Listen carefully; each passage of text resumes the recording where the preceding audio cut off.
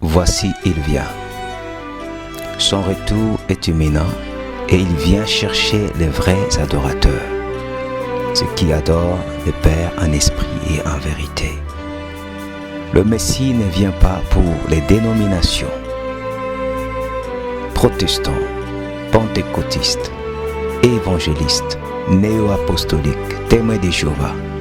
Non, il ne vient pas chercher les dénominations, ni ceux qui cherchent les grades, les titres, bishop, révérend, archibishop, ni ceux qui cherchent la gloire, l'honneur, la révérence charnelle, humaine.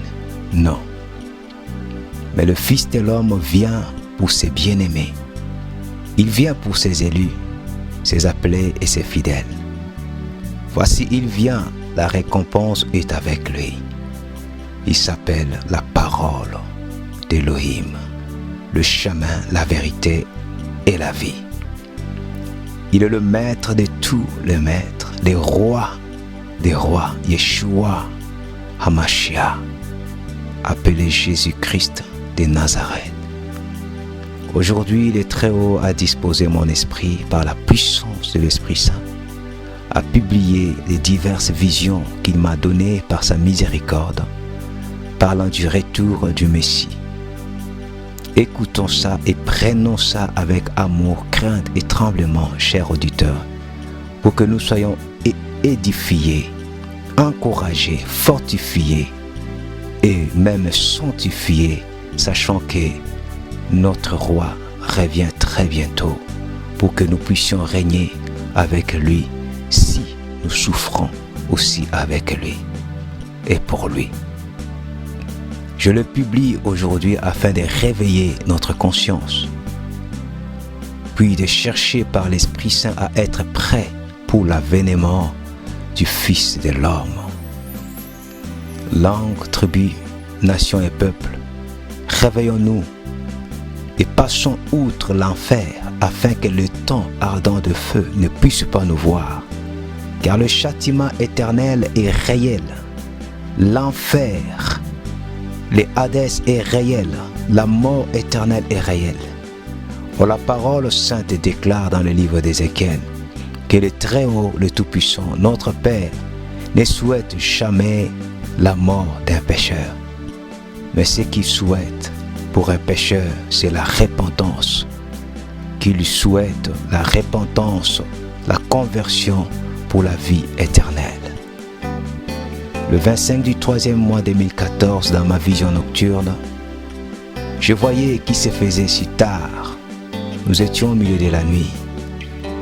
Le pasteur qui était avec moi dans la vision disait ceci, que le taux de mortalité est maintenant très élevé dans le monde. J'ai répondu au pasteur que c'était l'accomplissement de la parole écrite dans le livre d'Apocalypse ou le livre de la Révélation. Et notre serviteur qui était avec nous cria, oui, ce qui arrive est écrit dans le livre de Matthieu.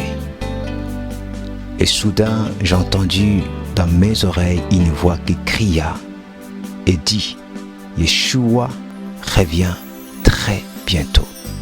Ainsi s'acheva la vision. Yeshua, celui qui est appelé Jésus-Christ, revient très bientôt.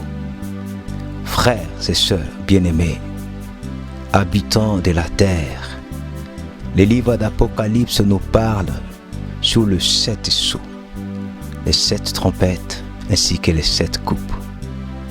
Par ces éléments et par la vertu de l'Esprit Saint, le Père, le Très-Haut, nous donne la sagesse de discerner et de comprendre le temps que nous sommes. Nous sommes dans le temps de la fin du temps.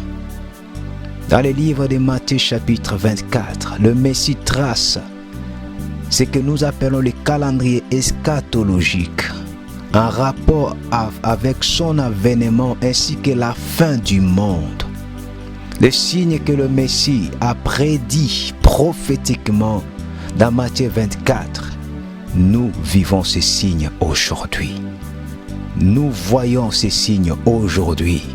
Oh, que notre Père est amour. Il nous a tant aimés, il nous a ouvert les yeux par l'Esprit Saint. Les choses qui sont cachées aux sages de ce monde, mais il a révélé aux enfants, afin que nous ayons le discernement de comprendre le temps que nous sommes. Nous sommes dans les temps de la fin des temps, afin de préparer nos vies, de préparer nos cœurs, de laver nos vêtements pour prendre part à l'avènement de son Fils. Pour que nous ne soyons pas comme des vierges qui manquaient de la sagesse, qui n'ont pas pu prendre part à la fête, mais que nous soyons des vierges sages qui vont veiller jusqu'à ce que l'époux saint, béni soit-il, reviendra pour que nous puissions régner avec lui. Dans le livre de Matthieu 24, le Messie a cité la guerre et des bruits de guerre. Il a cité des famines, des pestes, des tremblements de terre en divers lieux. Il a cité des afflictions, la persécution, la haine envers ses vrais serviteurs, ses vrais disciples. Il a cité la séduction, les faux prophètes, ainsi que l'éloignement à la vérité qui est l'apostasie due à la croissance de l'iniquité dans le monde. Le Messie a cité l'abomination de la désolation qu'a prophétisé le prophète Daniel, qui sera établi dans le lieu saint, manifesté par l'apparition de l'homme impur, l'homme du péché, qui est l'anti-messie appelé l'antichrist. La plupart de ces signes aujourd'hui, nous les vivons et nous les voyons. Tout cela pour nous pousser à comprendre et à être prêts pour son retour. Posons-nous cette question. Où sommes-nous aujourd'hui? Nous sommes à peu près dans quelle étape de la prophétie eschatologique? Or, cette sagesse nous est donnée par l'Esprit Saint. Ce qui est vrai, personne ne saura ni le jour ni l'heure. Mais nous avons des signes qui peuvent nous aider à se localiser au moins dans quel moment que nous sommes. Car nous n'ignorons point que la nuit est avancée et le soleil levant, où la lumière de la justice apparaîtra bientôt dans les airs pour rendre à chacun selon ses œuvres, bonnes ou mauvaises. Il ne suffit pas d'être appelé chrétien, pasteur, évangéliste, en pratiquant des mauvaises œuvres. Non. Ce qui compte, ce n'est pas le vêtement que nous portons, d'être appelé disciple, croyant. Non. Ce qui compte, c'est le cœur pur. Car le Messie a dit dans le livre de Matthieu, « Malheur à vous, pharisiens et scribes, parce que vous donnez la dîme des cumin, la dîme, la nette, la dîme de la menthe, mais vous oubliez ce qui est le plus important. Qu'est-ce qui est le plus important? La justice, la fidélité et la miséricorde. Voilà ce qui est le plus important pour un vrai croyant qui attend réellement le retour du Messie. Ce n'est pas simplement prendre sa sainte Bible, mettre sous les épaules, mais non, pratiquer ce que la sainte Bible, le Saintes Écritures nous dit, pour que le Messie soit dans la joie de nous confier des tâches dans son royaume, que nous puissions adorer le Tout-Puissant. Cependant, lisons les prophéties bibliques et comprenons-les par l'aide de l'Esprit Saint afin d'être prêts pour le retour imminent du Messie. Tu me diras oui, parce que tu as déjà accepté le Messie.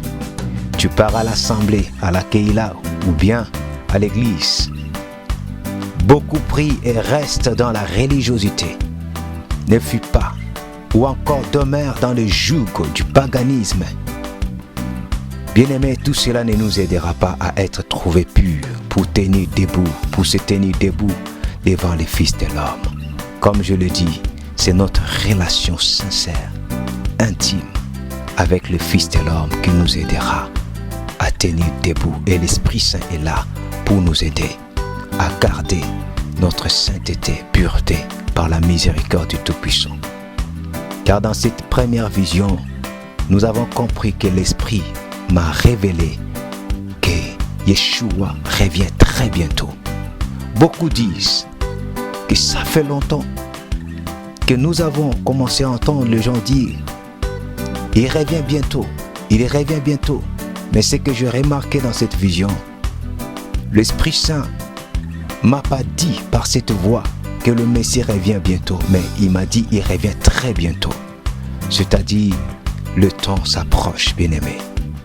Voici ce que l'Esprit de vérité m'a encore dit, le 5 du premier mois 2015. L'Esprit me dira que pour tout, c'est-à-dire pour tout être humain, accepter Yehoshua, appelé Jésus-Christ de Nazareth, ne nous suffit pas. Il nous faut réellement la conversion et ainsi les commandements du Père que nous gardons à nous. Cela nous donnera la vie éternelle. Qu'est-ce que ça veut dire? Pour tout être humain, il ne suffit pas simplement de faire la récitation comme nous le faisons aujourd'hui, d'accepter Yehoshua, d'accepter le Messie. Cela ne suffit pas. Mais c'est que le Père nous dit, ou l'Esprit Saint nous interpelle au travers de cette vision. Il nous faut réellement nous convertir et garder ses commandements. La conversion, les changements de vie. Celui qui volait, arrête de voler. Celui qui mentait, arrête de mentir. Celui qui était orgueilleux, renonce à l'orgueil. Quelle que soit la difficulté, il s'abandonne entre les mains de l'Esprit Saint qui va l'aider, car rien n'est impossible à notre Père. La conversion, qui est un changement, qui est une transformation. Abandonner la mauvaise vie du passé pour faire un effort de vivre une vie meilleure avec l'Esprit Saint. Beaucoup disent, je suis dans le péché. Le Très-Haut me fera grâce. Oh, il me fera grâce. Non, il a déjà fait grâce une seule fois pour toutes. Car le Messie dit, efforcez-vous d'entrer par la porte étroite. Car la porte large, c'est la porte qui mène à la perdition. Et beaucoup vont dans cette porte. Il n'y a que peu qui passent par la porte étroite. Le Messie nous dit encore, depuis le temps des Jean, Baptiste et les prophètes, les royaumes des cieux est forcé. C'est qui s'en empare? C'est les violents qui s'en emparent. Soyons des violents en abandonnant des mauvaises choses, des mauvais comportements, des mauvaises habitudes. Vivons nous-mêmes jour après jour la conversion et gardons ces commandements dans nos cœurs. Car il nous a donné les commandements, l'amour qui est les commandements, les liens de la perfection. Accepter le Messie seulement ne suffit pas. Beaucoup acceptent Yeshua, vivent dans les péchés, vivent dans des compromissions. Apocalypse chapitre 21 verset 8 nous dit, ceux qui commettent de telles choses n'hériteront point les royaumes des cieux. Vivre dans les péchés ne nous aidera pas, ne suffira pas avec les noms des chrétiens, des croyants, des disciples. Mais vivre la conversion et garder ses commandements, tels que Apocalypse chapitre 12 verset 7 nous dit, que le diable est descendu avec une très très grande colère pour combattre la descendance de la femme que nous sommes. Et il est en train de combattre ceux-là qui gardent les commandements de notre Père qui est aux cieux, ainsi que les témoignages de Yeshua le Messie. Nous sommes dans une guerre, mais il nous faut vivre dans les commandements, demeurer dans les commandements. Vivre la conversion jour après jour, abandonner jour après jour le mal pour plaire à notre Père. Oui, bien-aimés, nous savons selon qu'il est écrit dans le livre de Marc, chapitre 1, verset 14, verset 15, le royaume des cieux est proche. Oui, répentez-vous et croyez. La repentance, en hébreu la teshuva, qui consiste à se détourner de tout mal et à croire à la vérité, à vivre dans la vérité, dans l'amour. Car la vraie repentance qui nous permet de rentrer dans le royaume des cieux est lié avec la conversion. La vraie repentance est liée avec la conversion ou la transformation ou encore le changement de vie. Quand on se répand sincèrement, on change de vie. On vit une vie transformée, une vie de justice, une vie de sainteté, une vie de droiture. La repentance ne se limite pas seulement à accepter le Messie, mais la repentance va plus loin à se détourner sincèrement de tout mal pour une nouvelle vie dans la sainteté. Voici une parole de sagesse que l'Esprit Saint m'a donnée concernant la repentance ainsi que la conversion. Le 12 au 14 du 11e mois 2016, l'Esprit Saint me dit, la vraie repentance est liée à la conversion et suivie par la croissance. Une vraie repentance est liée à la conversion, c'est-à-dire à la transformation. Et cette transformation est suivie par la croissance. La croissance sera spirituelle et la croissance sera aussi matérielle. C'est-à-dire si nous voulons croître spirituellement ou matériellement, la vie de la repentance qui est liée avec la conversion nous aidera. C'est alors que par l'Esprit Saint, nous pouvons garder notre vie, notre salut, jusqu'à ce que le Messie reviendra. Le livre de Romains chapitre 2, verset 13 nous dit, « Ce ne sont pas en effet ceux qui écoutent la loi, qui sont justes devant le Tout-Puissant, mais ce sont ceux qui la mettent en pratique, qui seront justifiés. » Jérémie chapitre 11, verset 6 nous dit, « Le Très-Haut me dit, publie toutes ces paroles dans les villes de Juda et dans les rues de Jérusalem en disant, écoutez les paroles de cette alliance et mettez-les en pratique. » Ou encore Matthieu chapitre 7, verset 24 qui nous dit, c'est pourquoi quiconque entend ces paroles que j'ai dit et le met en pratique sera semblable à un homme prudent qui a bâti sa maison sur le roc. La pluie est tombée, les torrents sont venus, les vents ont soufflé et se sont jetés contre cette maison. Elle n'est point tombée parce qu'elle était fondée sur le roc. Voilà la vie que le Père veut pour nous. Que nous soyons ceux qui écoutent sa parole et qui mettent sa parole en pratique. Que notre maison, notre vie soit fondée sur le roc. Mais qui est le roc si ce n'est que lui-même la parole incarnée, la parole qui s'est faite chair. Il est lui-même la pierre angulaire, il est notre roc. Que notre vie soit fondée sur lui-même la parole vivante, lui-même la parole éternelle, par l'obéissance, par la conversion, le changement, la transformation. C'est alors que nous tiendrons debout et nous serons debout quand le Fils de l'homme apparaîtra dans les airs. Maintenant, bien-aimés, après cette partie de la repentance, partons vers d'autres visions puissantes du retour du Messie, Yeshua Emmanuel. Cette partie, c'était aussi une partie de la préparation pour nous, pour comprendre comment l'Esprit peut nous aider à garder, à maintenir notre vie dans la grâce du Tout-Puissant.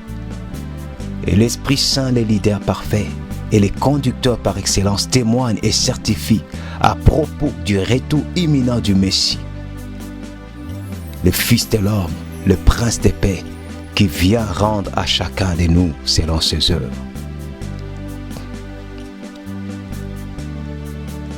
Le 6 du 11e mois 2016, dans une vision, l'Esprit Saint me dit, cette génération est une génération Shabbat. Beaucoup ne dormiront point et le Messie viendra. Je vais revenir sur ça. Cette génération est une génération Shabbat. Beaucoup ne dormiront point et le Messie viendra. Le Shabbat est un mot hébreu traduit en français par sabbat, en portugais sabbatou. Et le Shabbat veut dire cesser de travailler. Donc, beaucoup de cette génération ne mourront point et le repos messianique viendra.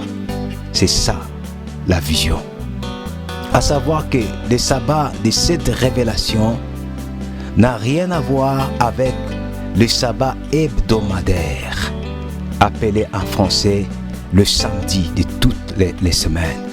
Mais c'est le sabbat que nous trouvons dans le livre de Hébreux chapitre 4, verset 8 au verset 10. C'est-à-dire le 7e jour, qui est le jour du repos symbolisant les 1000 ans de règne du Messie sur la terre avec ses bien-aimés, avec ses saints. C'est le sabbat messianique, les règnes de 1000 ans sur cette terre avec le Messie qui régnera étant que le roi des rois qui rétablira les royaumes d'Israël. Et ce qui est merveilleux dans cette révélation, l'Esprit me révèle que cette génération, il y a ceux qui ne dormiront point. Beaucoup ne dormiront point et le Messie viendra. Ce qui nous prouve que le retour du Messie est réellement imminent. Alléluia. Maranatha. Oh, que le Messie vient.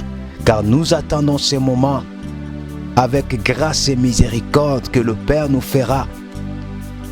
Cette grâce que nous puissions prendre part à ces moments merveilleux. Comprenons, bien-aimés, et saisissons que cette génération est la génération de la fin. La génération Shabbat. Beaucoup de nous, selon les paroles de l'Esprit Saint, ne mourront pas et verront le retour glorieux du Messie dans les nuées. Es-tu prêt pour cela? Préparons-nous pour prendre part à la gloire et joie éternelle avec le Saint. Oui, bien-aimés. Et voici encore une autre révélation de l'Esprit Saint pour compléter cette autre révélation ainsi que pour finir. Le 13 du 11e mois 2016, encore une fois, la Ruach HaKodesh appelée l'Esprit Saint me dit dans une vision, le retour du Messie est imminent. Le retour du Messie est imminent. Bien-aimés frères et sœurs, dans cette dernière vision, je me suis vu en train de trembler de peur et de terreur par rapport au retour imminent du Messie. Et en me réveillant, je me suis posé moi-même la question, mais pourquoi j'ai tremblé? Père, pourquoi j'ai tremblé? Alors s'il y a quelque chose, je dois m'arranger pour que ton retour me soit une joie, une très très grande joie. Parce que nous attendons le retour de notre Sauveur. Le retour du Messie est imminent. Souvenons-nous que dans la vision précédente, l'Esprit m'avait dit que cette génération, c'est une génération Shabbat. Beaucoup ne mourront point. Beaucoup ne dormiront point. Le Messie viendra. Et cette dernière nous dit le retour du Messie est imminent. Si nous comparons cette dernière révélation par rapport à l'autre révélation qu'on avait citée du 25 du 3e mois 2014 qui disait Yeshua revient très bientôt, et cette dernière qui dit le retour du Messie est imminent, il y a un changement. L'autre disait très bientôt et la dernière nous dit le retour est imminent. Ça nous pousse à comprendre que faisons très très attention, bien-aimés. Préparons-nous, ne dormons pas. Et j'en déduis que nous nous approchons réellement du retour imminent du Messie. La repentance va nous aider par la puissance de l'Esprit Saint. C'est-à-dire, repentons-nous de nos fautes, de nos iniquités, de nos erreurs, des mauvais comportements. Repentons-nous de tout péché pour prendre part à la gloire éternelle, car le retour du Messie est réellement imminent. C'est la raison pour laquelle le Tout-Puissant donne lui-même beaucoup de révélations de ses genres en ses bien-aimés, à ses fils, à ses filles, serviteurs, servantes, pour nous réveiller du sommeil spirituel, pour nous aider à nous préparer avec rigueur afin de ne pas rater le règne de 1000 ans de paix avec le Messie sur cette terre. Voici, bien-aimé, la vérité.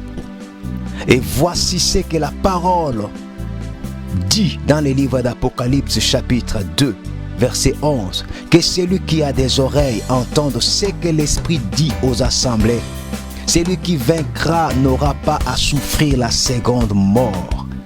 Apocalypse chapitre 3, verset 11 nous dit, je viens bientôt, retiens ce que tu as, afin que personne ne prenne ta couronne. Et Apocalypse chapitre 16, verset 15 nous dit ceci, voici, je viens comme un voleur. Heureux celui qui veille et qui garde ses vêtements afin qu'il ne marche pas nu et qu'on ne voit pas sa honte. Oui, bien-aimé, voici les révélations que le Père m'a données par son Esprit Saint. Humblement, je viens transmettre ces messages pour que toute personne qui aura accès à écouter ces messages discerne, arrive à comprendre que ce n'est plus le temps de dormir, s'il vous plaît. Ce n'est plus le temps de collaborer avec le péché. Ce n'est plus le temps de compromettre avec le diable. Les mondes passent, bien-aimés. La joie et la gloire de ces mondes passent. Mais le Messie revient très bientôt afin de rendre à chacun de nous selon ses œuvres.